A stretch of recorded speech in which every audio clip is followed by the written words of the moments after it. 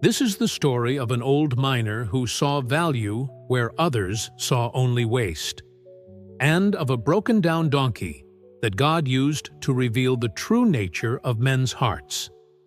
When the wealthy mine owner decided an animal had outlived its usefulness, a simple act of mercy would change lives in ways no one could have imagined. Alvarez wiped sweat from his brow as he emerged from the mine shaft into the harsh New Mexico sunlight. His shoulders ached from another 12-hour shift, but at least today was payday. 25 years he'd worked these silver mines, first as a young man full of strength, now as an aging laborer fighting to stay valuable enough to keep his job.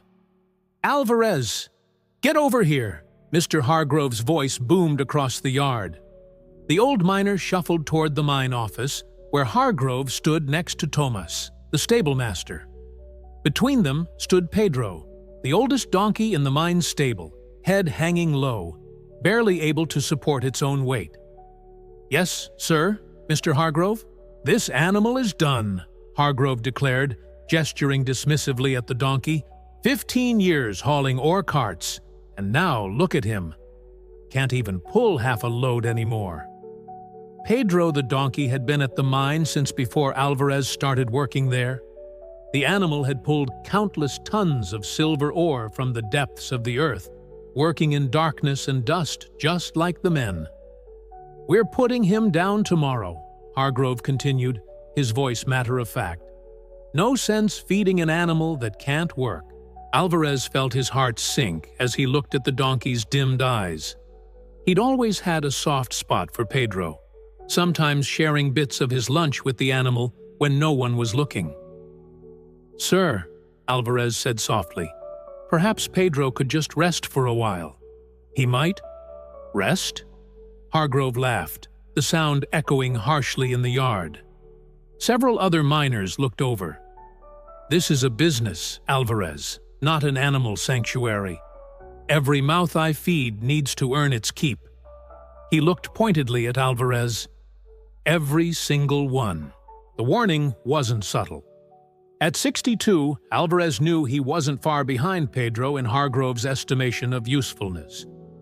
"Here's your pay," Hargrove said, handing Alvarez an envelope. "Minus the $5 you still owe for the company store." Alvarez nodded and took the envelope, knowing better than to count it in front of the boss. He'd learned long ago that questioning Hargrove's math only led to trouble. As Hargrove walked away, Tomas patted the donkey's neck. "Shame about old Pedro," he said quietly. 15 years of service. And tomorrow. He made a cutting motion across his throat. Alvarez counted his pay when he reached his small shack at the edge of town. $8 for a week's work. Not much, but enough to buy a few essentials. He was setting the money aside when a thought struck him. He returned to the mine yard just as the sun was setting, finding Tomas closing up the stable. "Tomas?" Alvarez called. "What would Mr. Hargrove take for the donkey?" Tomas looked at him with surprise. "Pedro? Why would you want that old beast? He's barely standing." "Just tell me," Alvarez insisted. Tomas shrugged. "I don't know. $5 maybe?" That's what he'd get from the tanner for the hide. Alvarez felt the weight of the coins in his pocket. $5 was more than half his weekly pay. The next morning, Alvarez arrived at the mine office before his shift. Hargrove was already there, reviewing ledgers. "Mr. Hargrove, I'd like to buy Pedro," Alvarez said without preamble. Hargrove looked up, genuine surprise on his face, followed quickly by amusement. "The donkey? Why would you waste your money, Alvarez? That animal won't last a week. Nevertheless, sir, I'd like to buy him." Hargrove studied Alvarez for a moment, then smiled coldly. $5. Alvarez placed the coins on the desk, one by one. Each made a small sound against the wood, each representing meals Alvarez would now go without. Hargrove swept the coins into his hand. "The animal's yours. Take him after your shift." And if you're late getting back to work because of this foolishness, it comes out of your pay. Word spread quickly through the mine. By lunchtime, everyone knew that old Alvarez had bought Pedro the donkey. As Alvarez emerged from the mine for his brief lunch break, a group of younger miners were waiting. "Hey, Alvarez," called Ricardo, the loudest of the group. "Heard you bought yourself a fine workhorse." The others laughed. "What are you going to do with him?" another asked. "He's too weak to work and too tough to eat." "Maybe he bought himself a friend," Ricardo suggested. "Someone who won't tell him he talks too much." More laughter. Alvarez sat alone with his simple lunch of beans and tortilla, ignoring the mockery. But the comments stung. $5 precious, enough for 2 weeks of food, spent on a dying animal. And you? Have you ever been mocked for showing kindness to something others thought worthless? If you have, type the word mercy in the comments, so you never forget that compassion is never wasted in God's economy. After his shift ended, Alvarez led Pedro slowly from the stable. The donkey could barely walk, each step seeming to take tremendous effort. If you're enjoying this story about unexpected compassion, please like this video and subscribe to our channel for more stories that warm the heart and feed the soul. "You're a fool, Alvarez," called Hargrove from the office doorway, watching the pathetic procession. Several miners had gathered to witness the spectacle. "That animal won't make it to your shack, let alone be of any use." Alvarez didn't respond. Instead, he gently encouraged Pedro forward, step by painful step.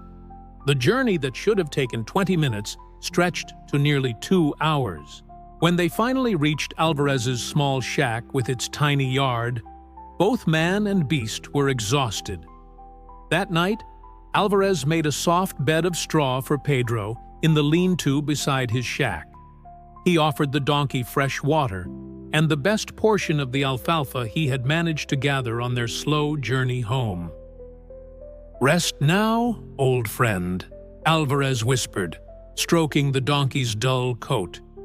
"No one will hurt you here." In the days that followed, Alvarez spent every moment before and after his shifts caring for Pedro. He bathed the donkey's coat, cleaned his hooves, and mixed special mashes of the limited food he could afford. He stretched his own meals thinner to ensure Pedro had enough to eat. After a week, Pedro was still alive, though no stronger. Alvarez would sit beside him in the evenings, talking softly about his day, about the mine, about his late wife Maria, who had passed 5 years earlier. "You know, Pedro," he said one evening, "they laugh at me for buying you. Maybe I am a fool. But Maria always said that how we treat the weakest creatures shows God who we truly are." 2 weeks passed, then 3. To everyone's surprise, Pedro was still alive. The donkey's coat began to show a hint of shine, though he remained thin and weak. Each morning and evening, Alvarez would help Pedro walk a little further around the yard, building his strength. The mockery from the other miners continued, though less frequently as the novelty wore off. Then came the day Hargrove announced he was cutting wages. The silver vein was thinning, he claimed. Costs were up. Everyone would work for 20% less or find employment elsewhere, knowing full well there was no other work within 50 miles. That evening, as Alvarez shared his reduced rations with Pedro, he noticed something different about the donkey. Pedro's eyes seemed clearer, more alert. And for the first time since bringing him home, Pedro nudged Alvarez's hand affectionately. "You're getting stronger, aren't you, old friend?" Alvarez smiled, genuine joy warming his tired heart. As the weeks passed, a remarkable transformation took place. Pedro gained weight. His coat grew thicker and shinier.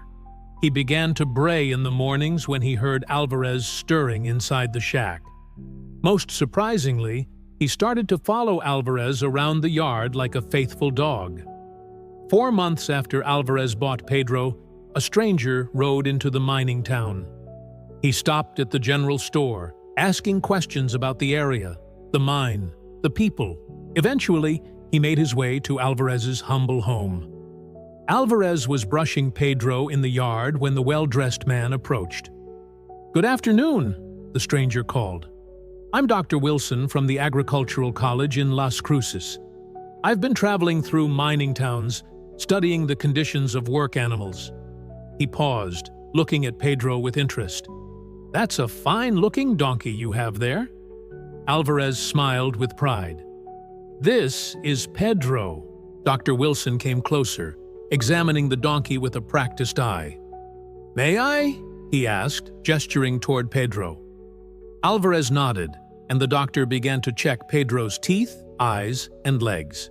"This animal has remarkable bloodlines," Dr. Wilson said after his examination. "He's an Andalusian donkey, quite rare in these parts. They're known for their strength and longevity." He looked at Alvarez with curiosity. "How did you come to own such an animal?" Alvarez told him the story of Pedro's near execution and his decision to spend his meager savings to save the donkey. Dr. Wilson nodded thoughtfully. "Our college is establishing a breeding program for work animals suited to the mining industry. We're particularly interested in Andalusian stock." He paused. "I'd be willing to pay you $75 for this donkey." Alvarez's breath caught. $75 was nearly 6 months' wages at his current rate. He would be well treated, Dr. Wilson continued. Used only for breeding, with the best care available. Alvarez looked at Pedro, who gazed back with clear, trusting eyes. The donkey had become more than a pet. He was a companion who had given Alvarez purpose beyond the grueling work in the mine. "I'm sorry, sir," Alvarez said finally. "Pedro is not for sale." Dr. Wilson looked surprised, then nodded with respect. "I understand, but should you change your mind, I'll be in town for 2 more days." He handed Alvarez a card. "And regardless of your decision, I'd like to compensate you for allowing me to examine such a fine specimen. Our research benefits greatly from it."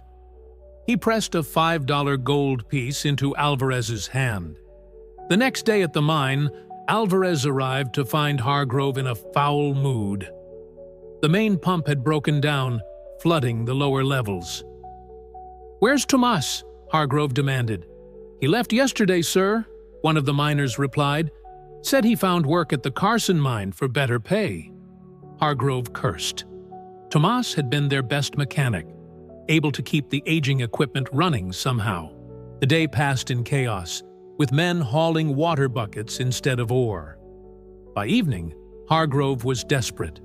Without the pump working, the mine would flood completely within days. As Alvarez was leaving, he overheard Hargrove telling the foreman, "We need parts from Silver City. Send someone first thing tomorrow." That night, Alvarez made a decision. The next morning, he arrived at Hargrove's office before dawn, leading Pedro. "What do you want, Alvarez?" Hargrove snapped, barely glancing up from his paperwork. "I heard you need parts from Silver City for the pump," Alvarez said. "Pedro and I can go." Hargrove finally looked up, then laughed harshly. "That broken-down beast? He wouldn't make it 5 miles, let alone the 30 to Silver City and back." "Pedro is stronger than he looks," Alvarez insisted. "And I know exactly what parts you need. I worked with Tomas many times." Hargrove studied him, desperation warring with skepticism. "If you're not back by tomorrow night with those parts, don't bother coming back at all. I'm curious to know who's listening to this story of faithfulness and second chances. Please write your first name and the country or city you're watching from in the comments. I love seeing where these stories are reaching around the world." Alvarez and Pedro set out as the sun was rising. The journey would normally take a full day on a healthy mule. Many doubted Pedro could make it at all, but Pedro surprised everyone. He maintained a steady pace, his steps sure on the mountain trails. Alvarez talked to him constantly, encouraging him, reminding him of how far he had come from that day when he was deemed worthless. They reached Silver City by mid-afternoon. Alvarez quickly secured the parts, strapping them carefully to Pedro's back. They rested only briefly before starting the return journey. Night fell as they climbed back into the mountains. The trail became treacherous in the darkness, but Pedro seemed to sense the path, placing each hoof with certainty. They traveled through the night, Alvarez sometimes walking alongside to rest Pedro, sometimes riding when the trail allowed. As the sun rose, they crested the final hill overlooking the mining town. Pedro, though tired, held his head high as they made their way down to the mine yard. They arrived to find the miners gathered, Hargrove pacing nervously. When he spotted Alvarez and Pedro, his mouth fell open in disbelief. "The parts you needed, Mr. Hargrove," Alvarez said simply, unstrapping the packages from Pedro's back. The miners burst into cheers. Even Hargrove seemed momentarily at a loss for words. "Get these to the pump immediately," he ordered, then turned to Alvarez. "How did that animal make the journey so quickly?" "Pedro just needed someone to believe in him," Alvarez replied. "Sometimes that's all any of us need." The pump was repaired, and the mine saved from flooding. The next day, Dr. Wilson returned to Alvarez's shack with a new offer. "I'll pay you $100 for Pedro," he said, "and I'll guarantee he'll live out his days in comfort, used only for limited breeding." Alvarez considered the offer. $100 would allow him to leave the mine, perhaps start a small business in town. Or, Dr. Wilson continued, seeing Alvarez's hesitation, "I have another proposal. The college needs someone with experience caring for these animals, someone who understands their value beyond mere utility. The position pays $30 a month, plus housing." Alvarez looked at Pedro, who nudged his hand gently. "And Pedro?" he asked. "Would come with you, of course," Dr. Wilson smiled. "Along with any other animals you might rescue in the future." 2 weeks later, Alvarez stood in Hargrove's office for the last time, submitting his resignation. "You're a fool to leave steady work," Hargrove said bitterly. "That college position won't last." "Perhaps," Alvarez replied, "but I'd rather take my chances with people who value life beyond its immediate usefulness." As Alvarez and Pedro prepared to leave for Las Cruces, the miners gathered to say goodbye. Ricardo, who had once mocked Alvarez the loudest, approached sheepishly. "You were right about the donkey," he admitted. "And about other things, too.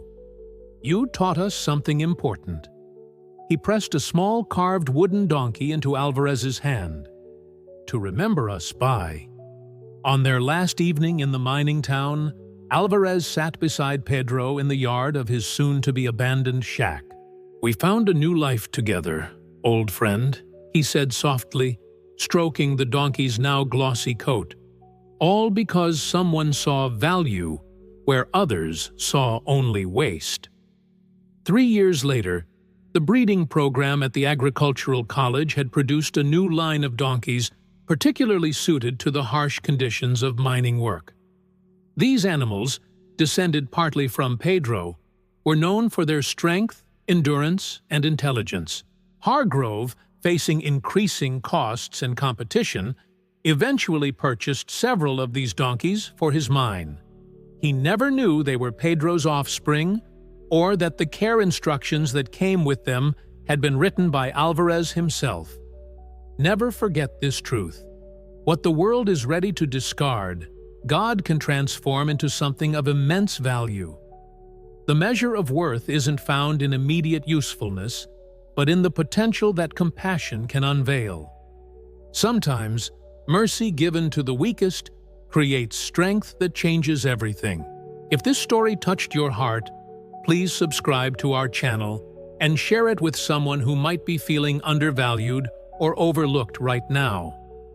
And save this video for those days when you need to be reminded that no act of compassion is ever wasted in God's eyes.